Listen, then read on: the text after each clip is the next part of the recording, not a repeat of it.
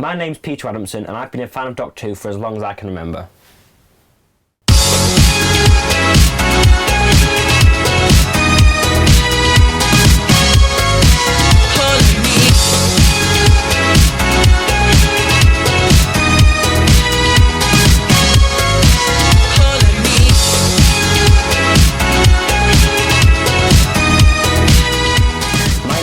Who began about the year I was born.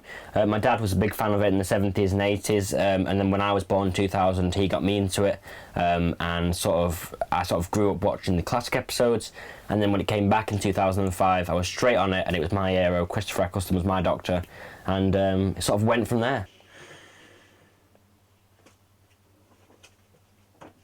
The one thing that I love most about Doctor Who is its central message. I feel like when I was a kid, a lot of the morals that I got in life came from Doctor Who, as well as my parents. And when they made the character of the Doctor back in 1963, they didn't give him a gun, they didn't give him a warship, they gave him an extra heart. And I think we'll always need a character like that. Steve Moffat even said this once in an interview. He said, how amazing is it that he's got an extra heart, and he's got an extra heart for more love. And he doesn't fight with his fists. He talks to people, he tries to change their ways of thinking, so they become more peaceful. And when he sees aliens, he doesn't judge them straight away. He treats them like I treat you or anybody else in the room. And another thing that I love about Doctor Who is the family essence around it. So for me, Doctor Who was always a family programme. We'd sit down every Saturday and watch it, and that was really special to me because it sort of made this bond between me and my family. And likewise, I've made a lot of friends through this show, because it's a common interest, and we sort of got to know each other through that.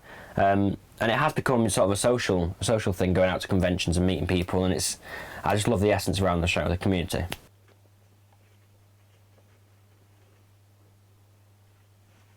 Through the years of being a Doctor Who fan, I've collected a great amount of Doctor Who items, whether that be CDs, DVDs, autographs, everything, clothes. But there's a few items that mean a lot to me sort of emotionally, rather than just buying them for the sake of it. The first one is this Doctor Who exhibition brochure. I went to the Doctor Who exhibition in Blackpool in 2005, and me and my dad went up there and we saw some of the props from Doctor Who, and I remember getting too scared to go inside a Dalek, and it was a great day out. And I think this was probably the first piece of Doctor Who merchandise I ever got. And I remember just coming back on the journey from Blackpool to I think Bradford at the time where I was living, and just reading this on the journey back. And I used to take this into school every day, and people would ask me questions about Doctor Who. And what I loved about it as well was there was 2 pages in the middle where it tells you about the classic series. And for me, the classic series was magical because I hadn't seen a lot of the episodes. So reading this was like my Doctor Who Bible. I used to teach people at school about it and tell them who all the Doctors were, and I'd learn all the names, and it was just a great, like I say, it was a great Doctor Who Bible for me, really. Or considered before I went to drama school, other than an empathy with the life I saw in dramas. Culturally, Doctor Who is a very important programme in my opinion. I think Doctor Who is something that we all have a memory of, we've all either seen pictures of or we've all watched it as a child. I think if you went up to someone in the street, they'd all know what a Dalek is. They might not be able to tell you about the history of the Daleks, but they'd know what a Dalek is.